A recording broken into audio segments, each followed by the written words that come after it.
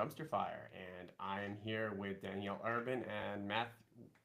Where's Matthew? Oh, I miss him. I feel like I I'm missing know, an Matthew. What the arm. heck, man? You're supposed to join us, and then you decided last minute. No, just kidding. I want to sit in the outskirts of the flames. He has like work. Ew. What is work? I mean, the whole What point of is this is to work? this whole conversation is an excuse to not work, right? Well, Exactly. like that's kind of what Complain we're about the getting. work that we're avoiding doing Yeah, by complaining about it in the best possible way. and educating Yes, is our educate. mission Yes, that's to right. This is educate. all. That's right. We are professional people. We do this for educational purposes so that we can help you run your business while having fun doing it. And Yeah. And I'm going to introduce today's topic because it's how I screwed up work. And people ooh, love a story when you mess up. oh, please share. My I'm trying very hard not to drop F bombs. The way that I screwed up this week was that I realized I had a new inbox because I switched over my email to our new domain. And I don't think I ever installed the HubSpot extension in my new Chrome profile. And I didn't turn on sync because I wanted them separate. And I did not realize that my emails weren't tracking to HubSpot for like a solid 2 to 3 weeks. So, Mm, like, all of these sales conversations that we're having, all of these continuing conversations that I have moved over to my new email address and inbox, we're getting forwarded. So, like, they're probably tracked on my old inbox, but we're not getting logged or tracked or anything. And I'm so used to it just existing that I mm-hmm. forgot I had to go install it. And I feel like that kind of sales activity is so crucial to understanding your pipeline, even in like our tiny 2-person company that has a few subcontractors. Like, it still is so crucial because we're only two people. We need to keep track of everything and we Mm-hmm. need to trust our robot overlords to do that. And I was apparently too trusting and they weren't doing it. So here we are. We are missing about 2 weeks worth of emails in our HubSpot, but we're back on track because we We'll get it figured it back. out. Yeah, we got it back, and it's fine. But it's interesting that you bring this up because this is something that is so easy to happen, and your point of like changing email domains is a perfect example of it. And so like just rattling off a few other ways where this could be the case. If you're if you're freelancing or white labeling and you use 7 different emails, but you want to sync all of that with your primary HubSpot platform, like it's so easy to do that. If you're responding to work things on your mobile device, is that syncing to your platform? If you're using a Probably not. downloadable desktop application on either Windows or OS X, like unless you have the Auto 4 BCC enabled to your CRM, it's not syncing. So, Because the Outlook extension is horrific for HubSpot and it never is consistently tracking. And all of my clients complain about it. And I'm like, I'm sorry, it's just bad. mhm.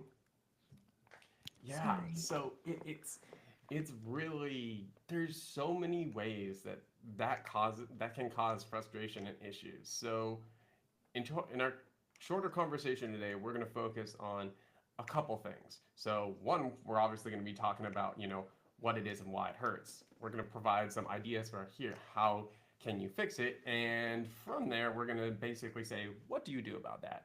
So let's start off with expanding more on what this is.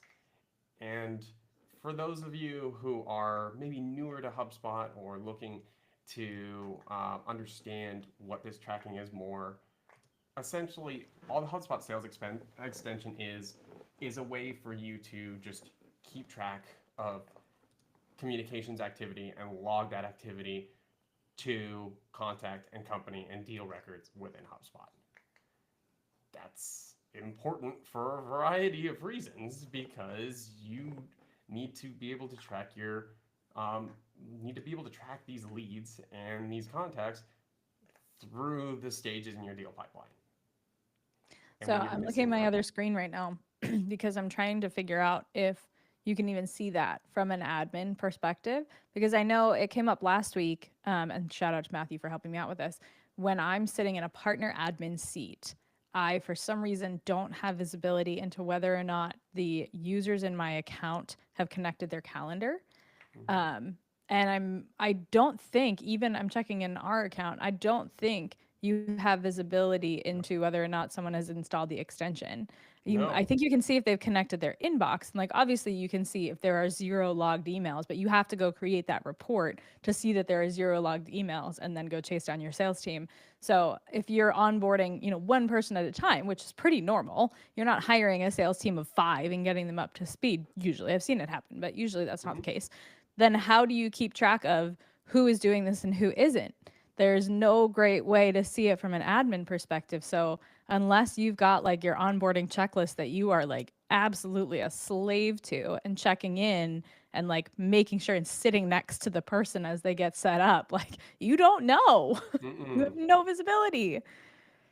No, you really don't. And that's where there's a degree of frustration with just like that aspect of just being that HubSpot admin because the whole concept behind being the HubSpot admin is to be the administrator managing and running this whole system. And when you're in that seat, you would think that there would be easier ways to see and track this information without having to run a report and even then still be uncertain of whether or not you have all the information. Yeah. Okay, so you can see email status. You can see if their email is connected, but that still doesn't Doesn't tell address the you sales extension aspect. if the extension is there. Right. Because the email connection means that can the email extension or can the email connection exist without the sales extension? I feel like I don't know how Yes, that works. yeah, it definitely can. And so that's how I do a lot of things and why I want a little bit more third party support for it. And this is where it starts boiling into using um, off web app email components. So if you're using Gmail, for example, and you do everything in the Gmail client, it should theoretically be syncing everything. But as soon as you get off Gmail and so use another tool, for example, I use Spark for both the desktop application on Windows and on my Android mobile. And when I use that, I immediately lose access to all of the HubSpot syncing issues. And for those of you who may be like, well, just use Gmail, it's like I have my own reasons for Spark, and there's a lot of the pros outweigh the cons there, but it does force me to have to do the like set up the application to automatically BCC our HubSpot portal. And if you don't know how to do that, it's really easy. Basically, just find your portal ID, which is in the upper right hand corner. It's the number, and it's basically portal ID at HubSpot.com. And Yeah. you set that up, and it'll sync to your CRM. That's all there is to it. Yes, Uh, but you lose out on the like open tracking, which we know is yes. unreliable, but sometimes that's still nice to have.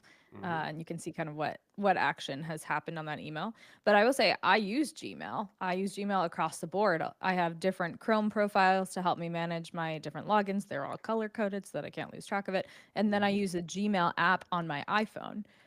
So I don't have it forwarding to Apple Mail, but I'm like 99% sure the Gmail app is still not tracking my emails through to Yeah. HubSpot.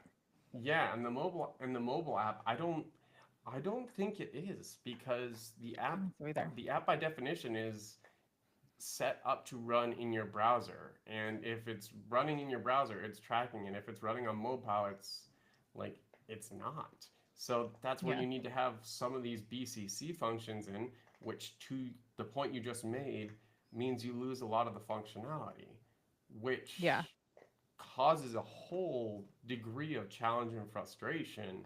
And so there isn't really a clear solution to get around this other than make sure you're just sending all of your communications through the Gmail browser, Yeah. not a dedicated app, which I mean, I guess does work, but is not ideal for everyone's working. This is a good lesson. Like, leave work at work. Some work life separation is really good for you here in so many ways. Mm-hmm. Don't do work from your phone like a good millennial. Yeah. No, you're yeah, that's exactly right. And I gotta say the main reason that it's honestly even synced to my phone more than anything is just calendar. That's just being able to Oh, keep yeah. track and see what things are. Like that's the only reason it's really there. But yeah, slippery slope, dangerous things. But uh, Yeah. but it boils back to the what do we do about this? And like that's kind of what we're trying to ideate and solve because your two options really are use Chrome, sorry, not Chrome, use Gmail on a browser Mhm. window on your desktop in order to sync this. Or you have the workaround of just auto forwarding to the BCC address.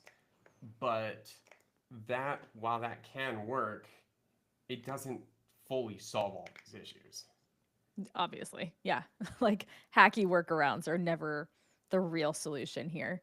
But there isn't a great solution until there's a new, app or new implementation available to us to get this done because the workarounds get the job done. Like BCC Mm-hmm. forwarding, great. You can set it up at your, platform level, whether that's your, personal inbox handling or you use something like Outreach. I'm pretty sure is much more integrated now, but when I was using it in house for 4 years ago, we had Mm-hmm. to set up the like account level global BCC forwarding to make sure that all of the outgoing emails got tracked back into HubSpot.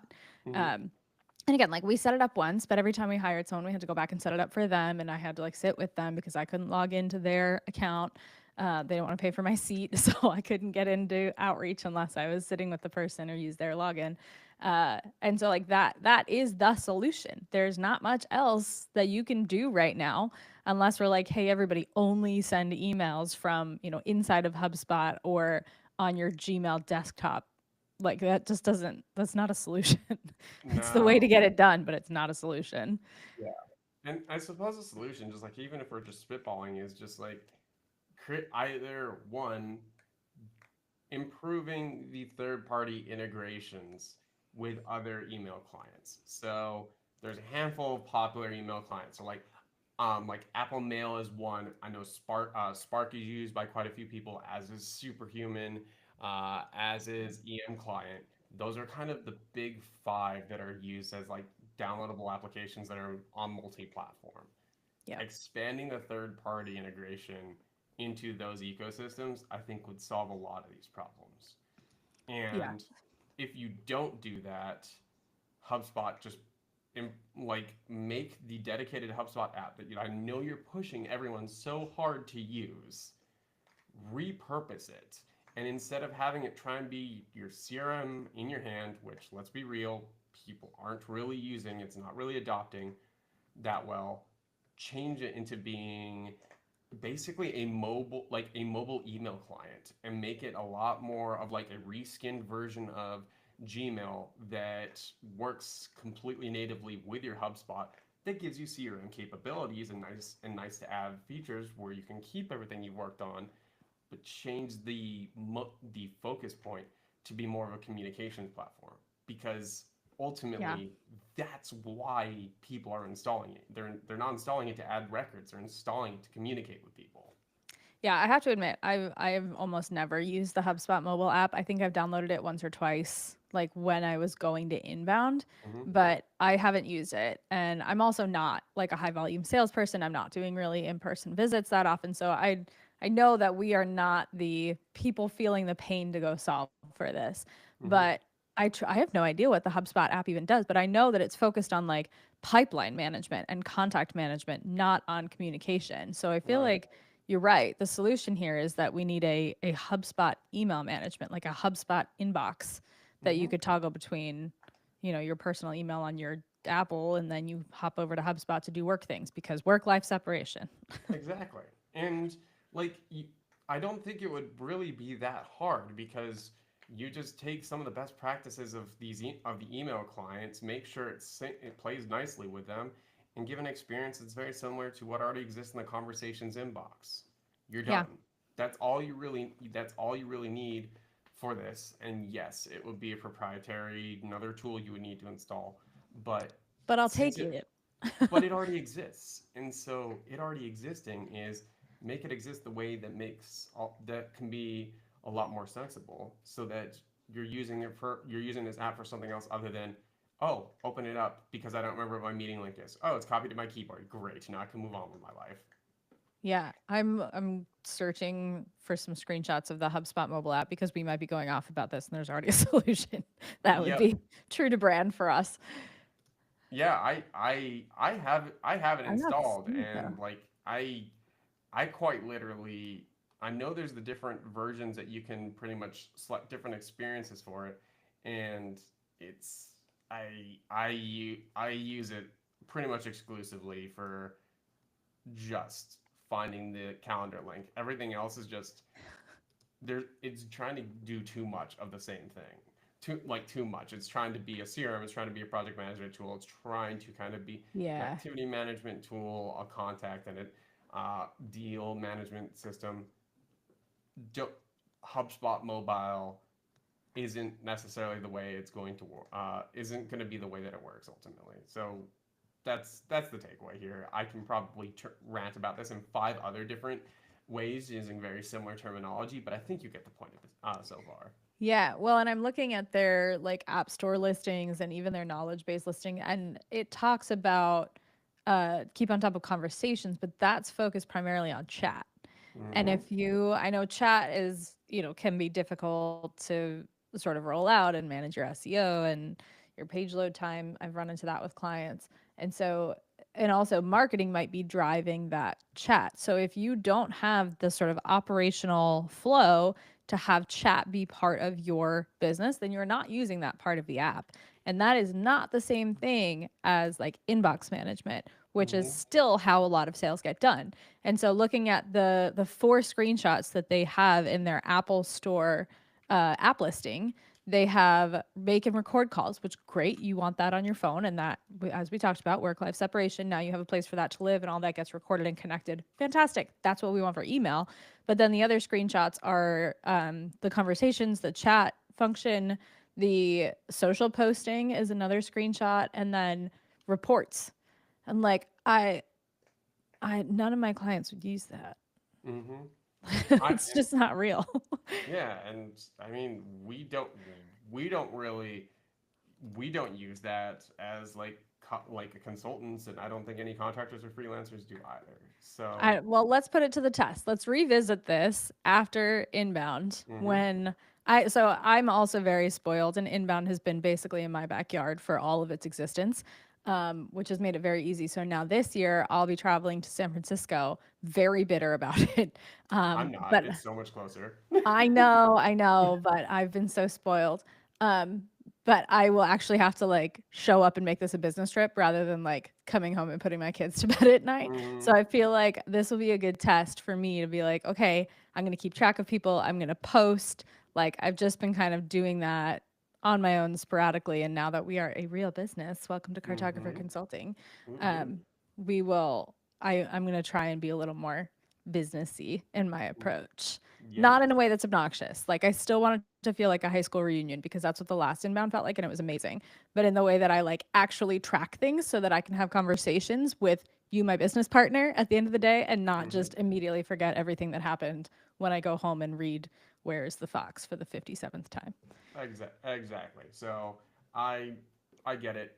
We will need to revisit this here in 9 months' time, exactly like you said, post inbound, and we'll come back to you with what that looks like. And honestly, there's a good chance that that may happen with a whole bunch of the other people who we've worked with over on Let's Build Yeah. on the show floor because I know we did that last year and it was crazy fun. Yeah. I love Inbound. It truly does feel like a high school reunion, but like in a fun way where you actually want to see the people and not do like a weird. The obligatory, I'm Yeah. here and you were mean to me 10, 20 years Right. ago and I don't want to be here. Now let's smile and ask about your kids. We're not going to do that part. We're just going to do the part where we all have fun together. Exactly right. So until next time, where we catch you for our awkward high school reunion, which is known as the dumpster fire, we will Anytime. catch you next week on Wednesday. Have a wonderful rest of your week, everyone. Talk soon.